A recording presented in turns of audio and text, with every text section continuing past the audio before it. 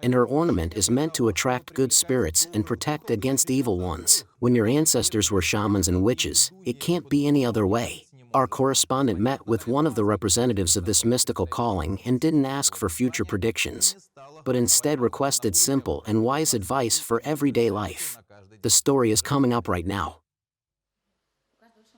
Each shaman or healer has a specific map drawn on their drum. In the tradition I work in, this is the shamanic map depicting the structure of the world, the structure of the entire universe. The healer knows how to communicate with all spirits and how to lure one and drive away another.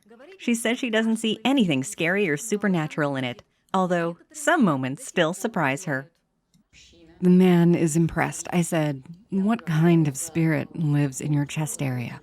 What spirit of suffering?" He immediately says, "Are you talking to a spirit?"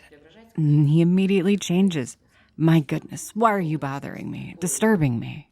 The healer herself is from Altai, although she has been living in the capital for some time. Her grandfather had strong shamanic roots, and her grandmother was a well-known witch. She says when she was little, she was amazed other children couldn't understand animals. Then she discovered her abilities were just slightly more developed. People come to her for various reasons, usually asking for help with health, love, or money issues. She is always ready to direct a person's energy in the right direction, but she's sure that the person will also have to make their own efforts. I want to recover instantly, immediately. I want money instantly. Give me a husband instantly. That doesn't happen. Yes, of course, I guide with my own power. An amulet, it provides certain protection, gives a person certain energy to start working actively. But if a person lies on the couch with this amulet, they won't achieve anything.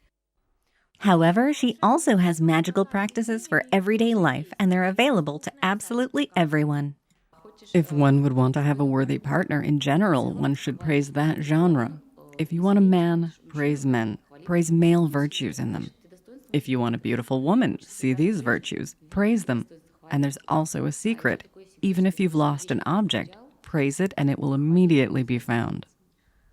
Some call it communication with spirits, some call it energy, some call it intuition and psychosomatic. That is, work not on what's outside, but on what's inside with thoughts and emotions. As for talismans and amulets, here everyone can be a master, even not being as strong as famous shamans. Of course a person can make a talisman for themselves when they make it in a good emotional state. If they're in a state of joy or a state of awe, then, as shamans would say, the spirits of these states, they infuse into the object, and it turns out that the spirit moves there and protects the person. According to the healer, everyone has the gift of healing.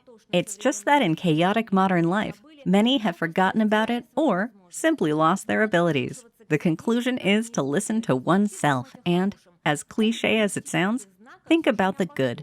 By the way, it didn't go without mystical signs. Right at the moment of the interview, the healer's ring broke. She says, "It's a good sign of change."